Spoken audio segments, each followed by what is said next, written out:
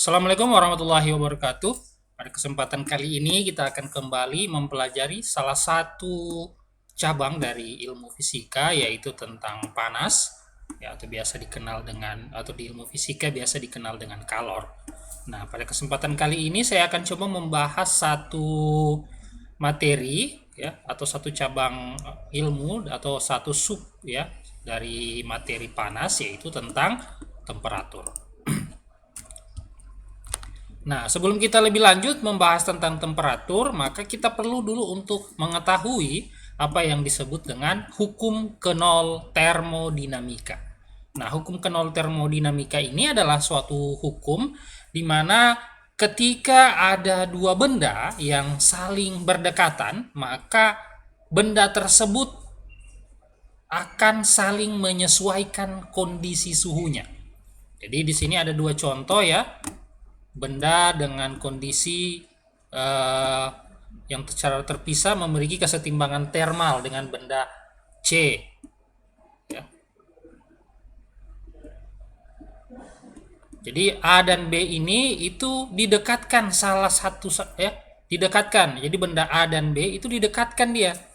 Nah, setelah didekatkan selama beberapa saat, begitu diukur suhu dari kedua benda tersebut, ternyata pada pembacaan alat ukur itu terdeteksi suhunya sama-sama 225 derajat Celcius. Nah, ini membuktikan bahwa ternyata benda, ya, benda yang saling berdekatan itu dapat saling menyesuaikan kondisi suhunya. Atau istilahnya itu hukum, atau dalam fisika disebut dengan hukum kenol termodinamika, di mana mereka akan membuat kesetimbangan termal satu sama lain.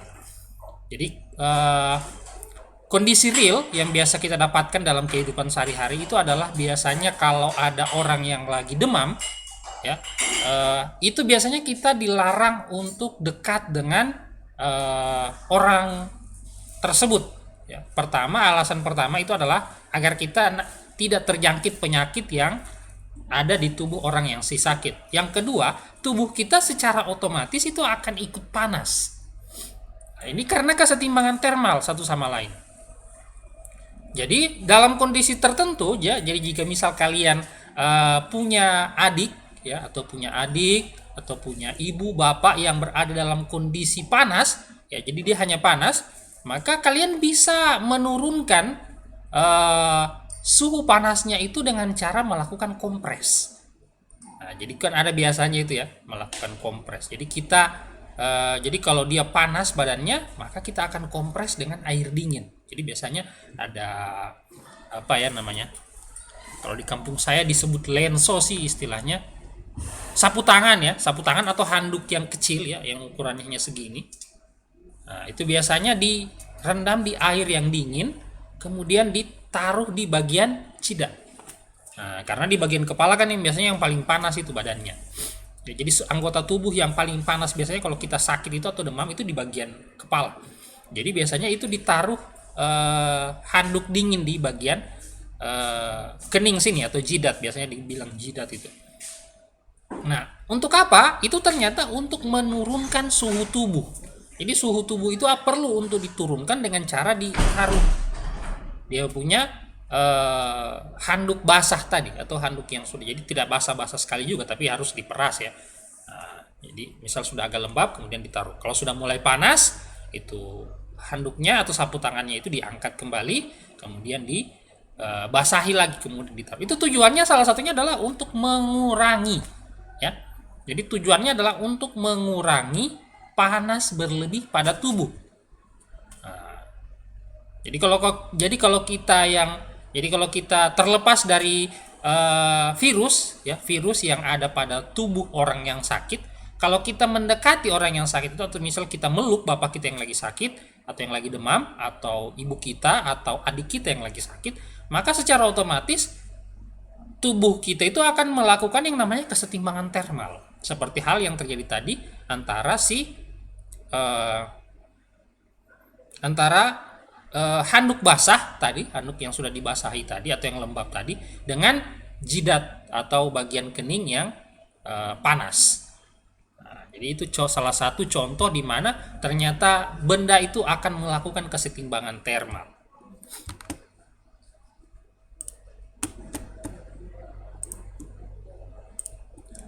Nah, dalam temperatur, jadi ada yang disebut dengan skala temperatur. Jadi ini yang digunakan ini adalah salah satu termometer digital namanya ya. Nah, jadi dia cukup letakkan seperti itu, dia punya alat pengukur, maka akan terbaca secara digital di bagian sini. Nah, salah satu bagian dari salah satu materinya itu adalah skala temperatur. Jadi temperatur ini memiliki skala yang berbeda-beda. Jadi di dalam skala temperatur itu ya, termometer itu biasanya mengalami yang namanya kerusakan. Jadi termometer itu bisa dikalibrasi. Jadi salah satu alat ukur untuk mengukur temperatur itu biasanya adalah termometer. Ya. Nah, itu salah satu alat yang digunakan. Entah itu dia termometernya sudah digital, analog, dengan menggunakan cairan yang raksa ya. Ada yang biasanya panjang segini itu yang bening ya. Untuk mengukur, jadi dia punya skala temperatur. Jadi termometer dapat dikalibrasi dengan menempatkannya dalam kotak termal dengan suhu lingkungan yang dijaga konstan. Jadi lingkungan bisa berubah berupa campuran es dan air dalam kesetimbangan termal, juga bisa digunakan air dan uap dalam kesetimbangan termal. Jadi ini adalah suatu kondisi di mana apabila termometer itu atau penskalaan pada termometer atau pembacaan pada termometer itu mengalami kekeliruan, seperti halnya yang sudah yang saya jelaskan di video sebelumnya tentang bagaimana alat ukur itu bekerja. Jadi alat ukur itu bisa mengalami kerusakan atau biasanya kesalahan pengukuran dikarenakan jadi alatnya itu perlu untuk dikalibrasi. Nah, untuk mengkalibrasi termometer itu dengan cara menyimpan termometer tersebut dalam suatu wadah ya, atau bisa dikenal dengan istilahnya termos ya, termos, karena dia tidak terjadi udara dalam termos itu tidak tercampur dengan udara di luar, maka kita bisa masukkan ke sana temperaturnya termometernya, kemudian kita campurkan antara air dan juga es untuk menjaga kesetimbangan. Itu salah satu cara untuk menjaga konsistensi dari termometer atau melakukan kalibrasi pada sebuah termometer. Kemudian salah satu skala yang paling kita kenal dalam skala termometer itu adalah skala Celcius. Jadi skala Celcius ini itu suhunya dari campuran es dan air ditetapkan 0 derajat. Jadi kalau ada air dan es yang bercampur itu disebut suhunya itu adalah 0 derajat, itu pada kondisi 0 derajat. Nilai ini pada titik beku air. Jadi ini adalah salah satu titik beku air itu pada suhu 0 derajat. Jadi air itu akan mulai membeku di suhu 0 derajat. Kalau dia sudah minus, maka dia akan mulai sudah membeku. Jadi ini adalah titik beku air. Jadi awal dari air itu akan membeku. Kemudian suhu campuran air dan uap ditetapkan pada suhu 100 derajat Celcius. Jadi ini adalah penetapan antara air dan uap. Ini biasanya terjadi ketika kita melakukan masak air ya, atau mendidihkan air. Nah, jadi nilai dari 100 derajat Celcius itu ditetapkan sebagai titik didih air. Jadi air dan uap itu bercampur di sana antara ketika kita melakukan ketika kita mendidihkan air. Jadi ada air di sana, ada uap juga. Nah, suhunya itu sudah pasti 100 derajat Celcius dan tidak lebih. Nah, jadi ketika ada es dan air bercampur, maka suhunya itu 0 derajat Celcius. Kalau ada air dan uap bercampur, maka suhunya itu adalah 100 derajat Celcius.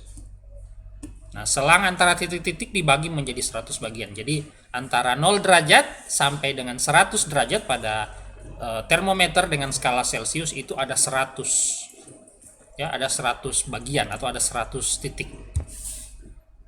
Itu skala pada termometer dengan menggunakan skala Celcius. Nah, kemudian ada yang satunya lagi itu adalah skala Kelvin. Nah, ini yang biasanya Ini adalah salah satu skala yang dipakai sebelum skala Celsius. Jadi ketika tekanan gas menuju 0, itu suhunya adalah minus 273,15 derajat Kelvin. Ini Kelvin ya. Sorry, kita edit dulu.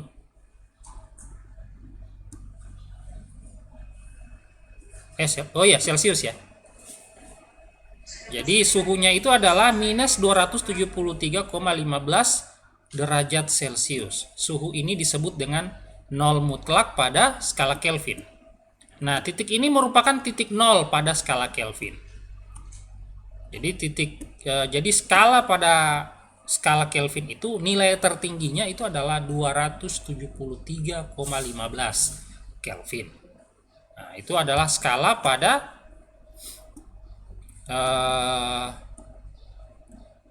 temperatur atau termometer yang menggunakan skala Kelvin. Jadi ada 273. Ini adalah nilainya itu adalah 273,15. Jadi dibulatkan menjadi 273. Ini ada 273 garis pada skala Kelvin.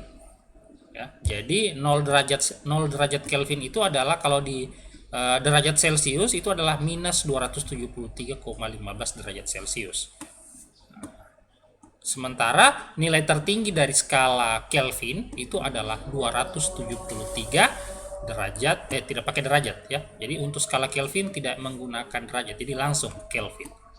Nah, untuk mengubahnya dari derajat Kelvin dengan menggunakan derajat Celcius menggunakan persamaan ini, di mana TC itu adalah temperatur Celcius dan TK ini adalah temperatur Kelvin. Jadi temperatur Kelvin itu ada berapa terbacanya di temperatur Kelvin, kemudian dikurangi dengan 273,15.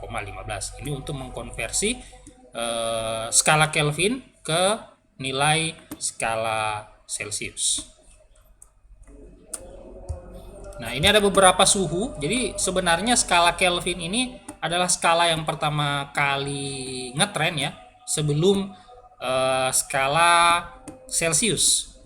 Nah, jadi bom hidrogen ya, ini bom yang luar biasa panas, interior of the sun, solar corona, surface the sun, copper melt, water freeze. Jadi ini adalah temperatur yang digunakan menggunakan skala Kelvin yang dulunya diukur. Sebelum, jadi skala Celsius itu salah satu skala yang ditetapkan ketika terjadi perbedaan pembacaan. Jadi skala kemudian ditetapkanlah Celsius adalah skala internasional. Ya, jadi SI-nya itu dalam temperatur itu menggunakan Celsius. Khususnya di Indonesia kita menggunakan skala Celsius dari 0 sampai 100. Jadi ini beberapa penggunaan sebenarnya tentang skala Kelvin. Water freeze, liquid nitrogen, liquid hidrogen, liquid helium pada temperatur Kelvin. Jadi satu Kelvin itu di sini 1 Kelvin itu nilainya hampir menyamai dengan cairan helium untuk temperatur Kelvin. Jadi 0 mutlak pada skala Kelvin. Jadi ini kondisinya bahwa ternyata 0 mutlak pada skala Kelvin tidak pernah tercapai. Ini salah satu kondisinya. Jadi catatan skala ini adalah logaritmik, yang ini logaritmik. Jadi semua berdasarkan logaritma. Ini untuk suhu Kelvin. Nah, yang berikutnya yang akan saya kenalkan itu adalah Fahrenheit. Jadi skala Fahrenheit ini juga banyak digunakan di Amerika. Jadi suhu titik bekunya itu adalah 32 derajat Fahrenheit.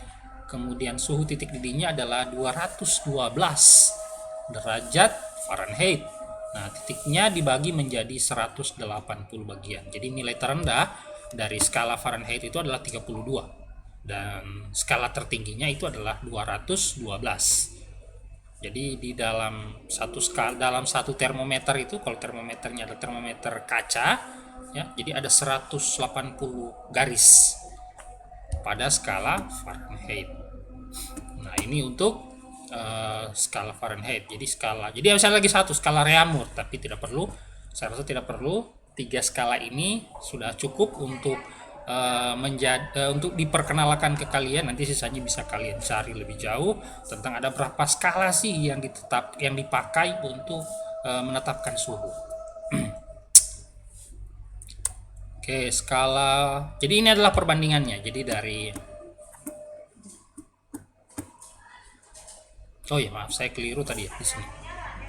Ya, jadi titik terendah dari skala Celsius itu adalah 0 derajat sampai dengan 100 derajat Celcius. Kemudian di Fahrenheit itu paling rendah 32 derajat, kemudian sampai dengan 212 derajat Fahrenheit. Nah, ini saya tadi keliru ya menjelaskannya, bahwa jadi ternyata skala terendah dari derajat Kelvin itu adalah 273, yang tertinggi itu adalah 373. Nah, ini. Jadi ada 100 skala, tapi dia dimulai dengan 273 derajat, bukan derajat, jadi 273 Kelvin, dan tertingginya itu adalah skalanya adalah 373 Kelvin. Nah, jadi ini adalah beberapa rumus yang digunakan untuk melakukan konversi dari skala Kelvin. Jadi ini adalah dari skala Kelvin ke Celsius. Ini adalah skala Fahrenheit ke Celsius. Kemudian ini adalah skala Fahrenheit ke Celsius. Ya. Jadi perubahan pada delta F itu menggunakan delta T 9/5 dikali dengan delta temperatur derajat dengan menggunakan skala Celsius. Nah, jadi untuk tugas ini kalian perlu untuk mencari contoh soal, ya, contoh-contoh soal yang mewakili dari ketiga skala ini. Jadi skala Celsius, Fahrenheit, dan Kelvin. Jadi cari dua contoh soal di mana bukan dua ya, 4 contoh soal. Jadi 2 konversi dari skala Celsius ke Fahrenheit, kemudian 2 skala Celsius mengkonversi ke Kelvin. Nah, begitu juga cari 2 Fahrenheit dikonversi ke Celsius, kemudian cari 2 mengkonversi Fahrenheit ke skala Kelvin. Nah, begitu juga sebaliknya, bagaimana skala Kelvin dikonversi ke skala Celsius, kemudian skala Kelvin dikonversi ke skala Fahrenheit ya. Jadi ini 2 contoh soal. Jadi silahkan kalian cari contoh soalnya, banyak ya, banyak sekali. Bisa kalian tinggal tulis untuk melatih dan membuat kalian selalu mau untuk berlatih dalam hal perhitungan matematis. Mungkin hanya ini yang bisa saya sampaikan. Semoga latihan-latihan yang saya berikan bisa menjadikan kalian lebih mantap dalam melakukan perhitungan-perhitungan, khususnya dalam perhitungan matematis yang akan kalian gunakan di beberapa keperluan, khususnya di bagian keilmuan yang kalian miliki. Lebih dan kurangnya saya mohon maaf. Wabillahi taufiq wal hidayah. Assalamualaikum warahmatullahi wabarakatuh.